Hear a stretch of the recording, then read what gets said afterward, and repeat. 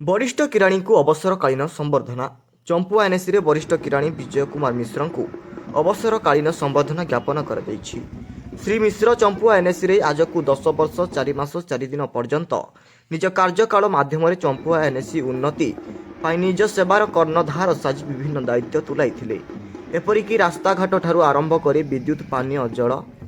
Drain सफेई आदि क्षेत्र में एनएसी वासी को तुरंत सेवा जोगई निज पारिबा पणिया परिचय दे से जनसाधारण प्रिय भाजन हो पारिछंती। विपदपूर्ण समय जहाँकि कोरोना महामारी समय घर को घर बुली सचेतन सहित राज्य सरकार गाइडलाइन को पालन करी अहरह कोरोना को प्रतिहित करने चेष्टा से एनएसी वासी प्रिय भाजन हो पारिथिले। श्री मिश्र दीर्घ कर्ममय जीवन में जन सफल कर्मचारी भावे निजक प्रतिपादन करिथिबा बेले एनएसी अध्यक्ष गिरिजाशंकर साहू दृष्टि में श्री मिश्र चंपुआ एनएसी मेरुदंड पर से जड़े ज्ञानी गुणीमंत सह कार्य को निष्ठार सहित प्राधान्य देउथिबा जड़े कर्मजीवी मनीष।